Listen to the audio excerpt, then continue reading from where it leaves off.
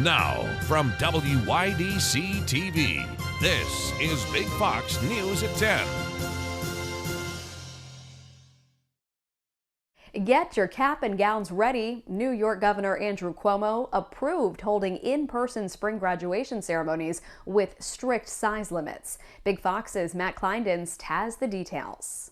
Good evening, Ann. As New York continues to make progress with its vaccination program, local high schools and colleges can begin prepping for in-person graduation ceremonies under certain circumstances. Governor Cuomo unveiled new state guidelines for in-person graduation ceremonies. This comes after weeks of New York high schools and colleges asking for guidance. The guidelines will apply differently depending on the venue and the size of the ceremony. For outdoor venues, ceremonies with 200 or fewer attendees may fill up to 50% of venue capacity. Capacity will be capped at 33% for attendance up to 500 people, and any ceremony with 500 or more people will be held at 20% capacity. Meanwhile, indoor venues can have up to 50% capacity for ceremonies under 100 people, 33% for at least 150 people in attendance, and 10% for more than 150 people in attendance. Proof of vaccination or negative COVID test will be required for larger graduation ceremonies. Even with the new guidelines, Governor Cuomo said the state still encourages drive-in or virtual graduations,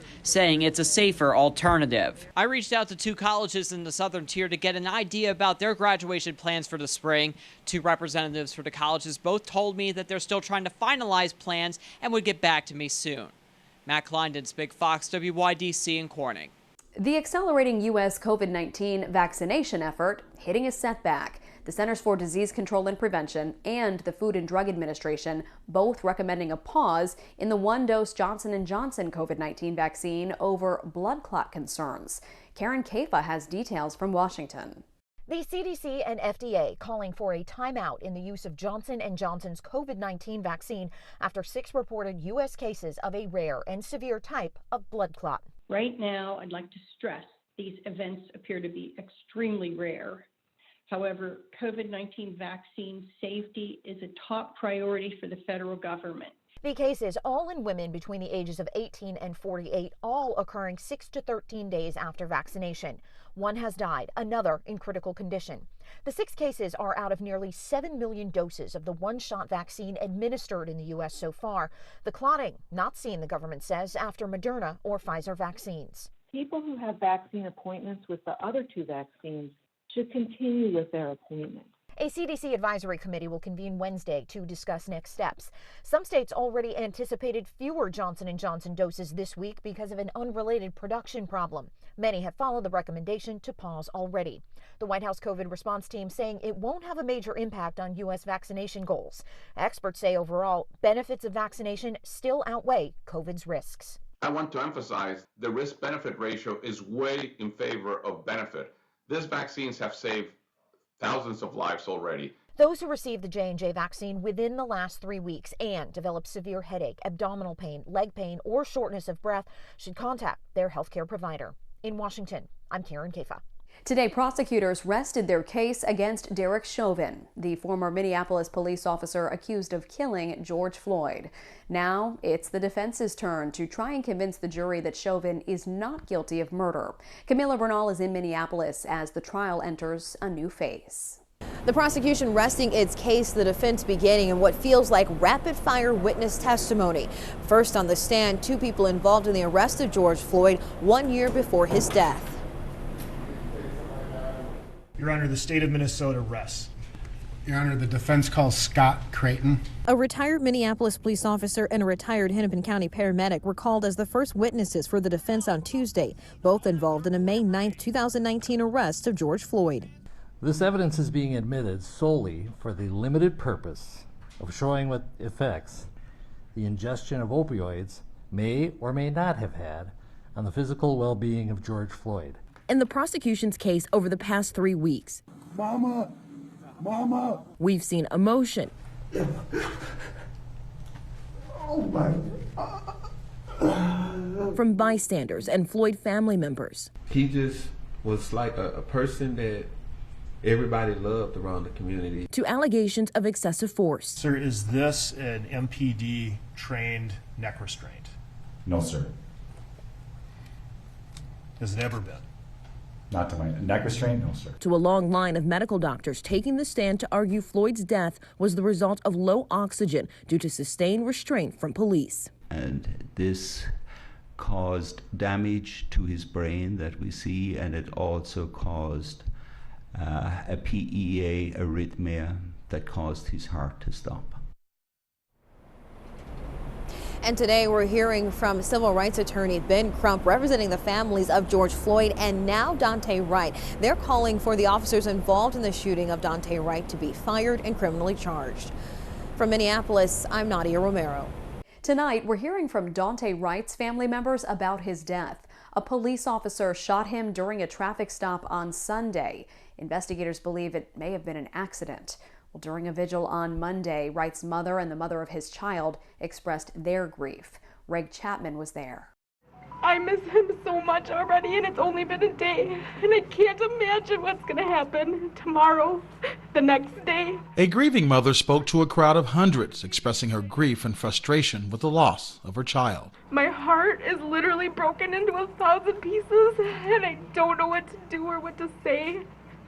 But I just need everybody to know that he is much more than this. People from all over came to share the same space, to deal with shared feelings of loss. In this crowd, a sense of community, all struggling to understand why he is no longer here. Those who knew Dante say he would always let you know he was in the room, always joking. He wanted to make people laugh and did that by flashing a big smile. He just made you feel better when you came around. And I'm just hurt that he's gone. Like, I can't believe it. For China Whitaker, she lost more than a friend. She lost her co-parent for their 1.5-year-old son, Dante Jr. He loved his son, and that's not fair that his son can't have his dad in his life. She's grateful he was with the man who loved him most the day before his life was taken. I can't really believe that this happened. So, like, I'm still trying to, process it. She is not alone in trying to process what happened. A crowd of hundreds embraced her and tried, if only for a moment, to ease the pain she and others who knew Dante best are feeling. I didn't get to say goodbye to him. And just to see him again. Washington mourned the loss of Capitol Police Officer William Evans in a ceremony at the Capitol Rotunda today. President Biden attended and shared his personal reflections on loss. Ray Bogan is in Washington with more on the ceremony and what Congress is now doing to further boost up security. Fallen Capitol Police Officer Billy Evans laid in honor in the U.S. Capitol Rotunda after he died in the line of duty April 2nd. Officer Evans' family watched as his casket was carried into the building he protected for 18 years for the final time. Losing a son, daughter, brother, sister, mom, dad, it's like losing a piece of your soul. In Billy Evans, the Capitol Police lost a respected officer, a wife lost her beloved husband, and 2 children lost their father. The ceremony centered on Officer Evans' love for his children. President Biden picked up the dropped toy of Evans' daughter Abigail. Evans' son Logan wore a police cap. To Billy's beloved children, Logan, Abigail, I want you to know that we are forever indebted to your dad. Officer Evans died defending the Capitol, its institutions, and the thousands of people who come here to do the people's business. There are a series of upcoming hearings on Capitol security in the wake of the January 6th riot. Lawmakers are still discussing the fencing around the Capitol complex and how much, if any of it, should be made permanent. They will also likely restructure the Capitol Police chain of command and make changes to the Capitol Police Board. We're talking about money, and we want to make sure that it is the appropriate amount, nothing less than we need, but nothing more than we need, and appropriately prioritized to, again, open up the Capitol so that it is the temple of democracy. There are currently 2,300 National Guard personnel defending the Capitol through at least May 23rd. In Washington, Ray Bogan, Fox News. A new music studio opened up in downtown Corning. Kaleidoscope Recording Studios is a place designed for local teens to create music using professional equipment and production software. The studio was founded by Brian Ellison, who teaches music at Corning Painted Post High School. He says he wants to create a space where his students can relax and learn how to make music. A lot of them want to be producing the music that they hear on the radio, but a lot of them don't have the tools at home to do so. And so a space like this is super important so that they can come and make music and learn how to make music that they want to produce. Students are able to book 2-hour sessions on the Kaleidoscope Society's website, and scholarships will be made available to those who need help paying for studio time. The studio is open 7 days a week. Still ahead, COVID-19 causing teachers to leave the classroom for good. The story ahead. Here's your local stock market update from Big Fox.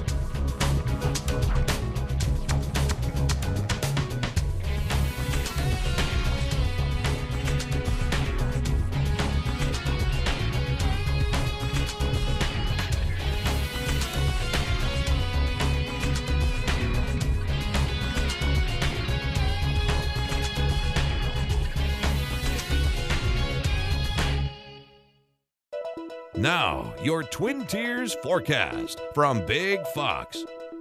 Tonight's Big Fox forecast is brought to you by William Mattar.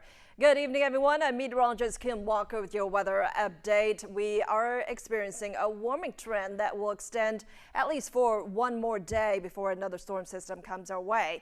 This afternoon, Elmira was about 7 degrees warmer than 24 hours ago, about 10 in Corning, about 9 degrees warmer in Bath and also in Watkins Glen. For tomorrow morning, we are expecting mild conditions as we start off the day. Mostly cloudy conditions with readings around 51 degrees in Elmira, 59 by 10, but by the afternoon, our chances of rain will start to increase, but we do manage to get up into the upper 60s and lower 70s. So we're going to be about 15 degrees above normal. We do have another storm system coming our way, spreading some rain across our area for Wednesday night into early Thursday. This low pressure system will continue to move to the east, and as it does so, it will drag colder air in, and so as a result, there will be some areas that will see some snowflakes mixing in with our rain and then push off away. And then behind the system, we are expecting those temperatures to be a lot cooler. So let's take a look at our future radar. We are expecting quiet weather for tonight into about 7 o'clock in the morning. Clouds will start to stream across our sky during the day. A few isolated showers will be possible during the day, but then we have that system that will come in and it will drag a lot more moisture in. So by 7 o'clock in the morning, notice a few showers from Hornell to Bath, possibly even into Corning. Notice the blue that's showing up. Because our temperatures will be cold enough, there could be some snow mixing in with the rain. By 1 o'clock in the afternoon during lunchtime, it looks like the rain will be a little bit more scattered across our hometowns, and it sticks around through the evening hours. I think the bulk of the snow chances will be a little bit to our east and away from our hometowns. However, there could be a few showers and there could be some mixing of snow. And then moving into the early part of your Friday, it looks like snow will return. A few snow showers starting off our day in Elmira and also in Corning, and we are going to see this continue. Just a few isolated snow showers, but as we head into the afternoon, those temperatures will be warm enough where any snow that falls will be switching over to some rain. So that's some good news there. Tonight, though, 44 degrees in Corning, 42 in Elmira. Mostly cloudy conditions tonight. I'm not anticipating any precipitation, and I don't expect the rain to come until late in the day on Wednesday. Temperatures around 68 degrees in Corning and also in Elmira. Here's a look at your extended forecast. We drop down to around 49 degrees on Thursday, and our highs on Friday will be in the 40s as well. But we do warm up into the 60s by the weekend. As the U.S. inches closer to 200 million doses of the COVID-19 vaccine being administered, recent CDC data shows the U.S. is also on the cusp of a milestone. Mandy Gaither explains in today's Health Minute. A growing percentage of the population has received at least one dose of the COVID-19 vaccine, according to the latest numbers from the CDC. In the last 7 days alone, the U.S. has reported administering nearly 22 million shots. That's more than 8% of the adult population in a single week. And a milestone is now within reach. The U.S. on track to have half of the adult population with at least one dose by the end of the week, according to a CNN analysis of CDC data. 11 states have already reached this threshold, including New Hampshire, where 64% of adult residents have received at least one shot. But top U.S. health officials again urge Americans not to let their guards down. Don't declare victory prematurely. We see so many pulling back on some of the public health measures, the mask mandates, the restaurant opening, the bars. We can't be doing that. Dr. Anthony Fauci says that while risk will vary person to person, with current COVID-19 conditions and being fully vaccinated, he'd be comfortable eating outdoors in public or attending a baseball game. I would not hesitate to go to an outdoor baseball game. I will wear a mask because I'm out there in the community. My risk would be extremely low, particularly if I wear a mask. Fauci says breakthrough coronavirus infections in those who have already been vaccinated are inevitable because no vaccine is 100% effective, but says even if a vaccine fails to prevent infection, it often protects against serious disease. For Health Minute, I'm Mandy Gaither. A U.S. intelligence report warns coronavirus has increased economic and political instability across the globe. The findings are part of the annual Threat Assessment Report. It says the dire economic conditions that could cause top security concerns are the risk of internal conflicts, surges in cross-border migration, and even the collapse of national governments. The report also offered warnings about Russian and Chinese influence operations. The countries are reportedly trying to exploit the crisis to increase their political influence. Hundreds in the business community are signaling their support for climate action. 310 investors and businesses signed an open letter to President Biden on Tuesday. The companies that signed the letter include Walmart, Nike, and Coca-Cola. They thanked the White House for re-entering the Paris Climate Agreement, and they called for the government to target cutting greenhouse gas emissions by at least 50% by 2030. The coronavirus pandemic is leading many teachers to leave the classroom for good. Whether it's to retire or for a career change, some former teachers say the safety concerns surrounding COVID-19 led them to leave the education field. Bianca Goladrigo reports. Being a teacher isn't just teaching, it's part of who you are. I had no intention of going anywhere, at least for the next 4 or 5 years. 61-year-old Annette Lang loved her job of 15 years as a teacher in New Jersey.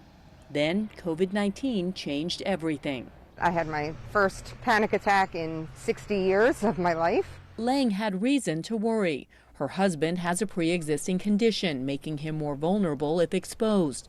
She also had concerns about the school building itself. Windows in my building don't open, and we had concerns about the ventilation. She retired in December. Do you know of other teachers who made the same decision you did? Yes, I do. Teacher retirements are up in several parts of the country.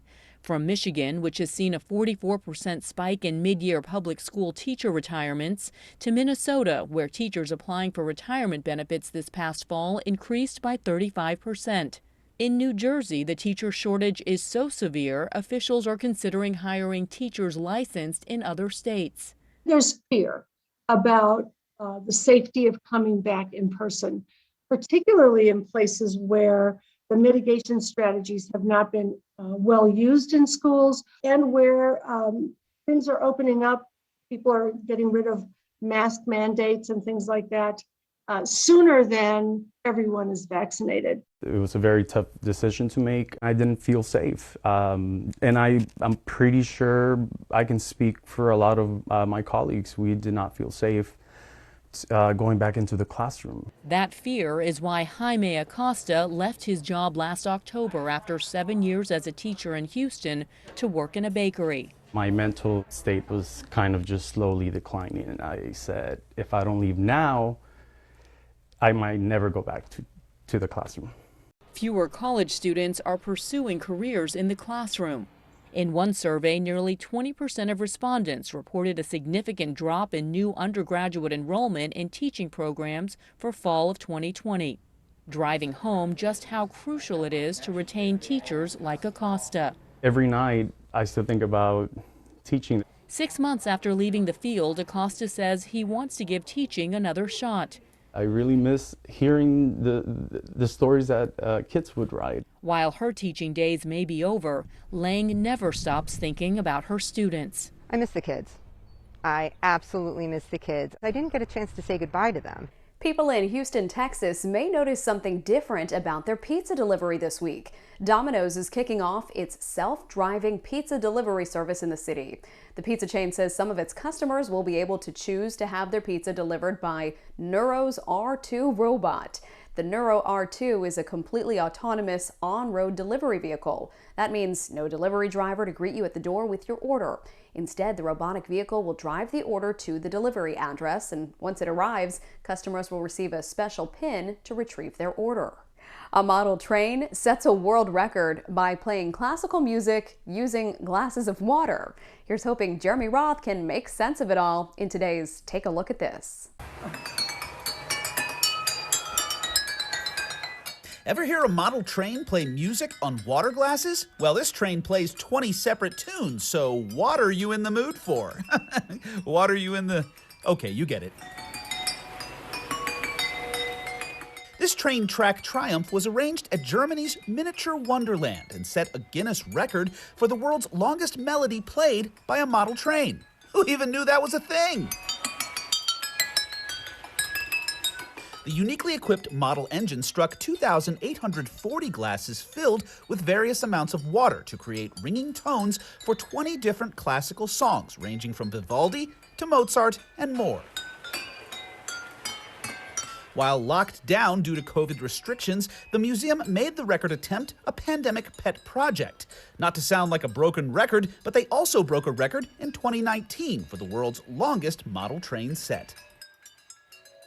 Watch 12 little penguins waddle to freedom after a long battle back to health. The Magellanic penguins were found in various states of malnutrition and dehydration. Conservationists spent several months nursing the dozen back to health. After the penguins were rehabbed, they were reunited with the sea on the shores of Argentina. Flanked by their rescuers, the now healthy penguins made their way to frothy freedom. The operation is being called a symbol of commitment of the multiple agencies involved. For Take a Look at This, I'm Jeremy Roth. We want to leave you with a smile tonight. Grab some lettered tiles in honor of National Scrabble Day. The legendary board game, which is played internationally, was first named Lexico and then later Crisscross Words before creator Alfred Mosher Butts finally settled on its now familiar title. Scrabble players score points by creating words on a 15 by 15 grid.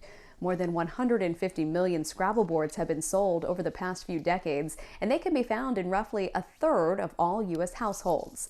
Scrabble also made it to the small screen in 1984 as a daytime game show and is also a 2004 inductee of the National Toy Hall of Fame. From our whole team, thank you for joining us. We hope you have a great night.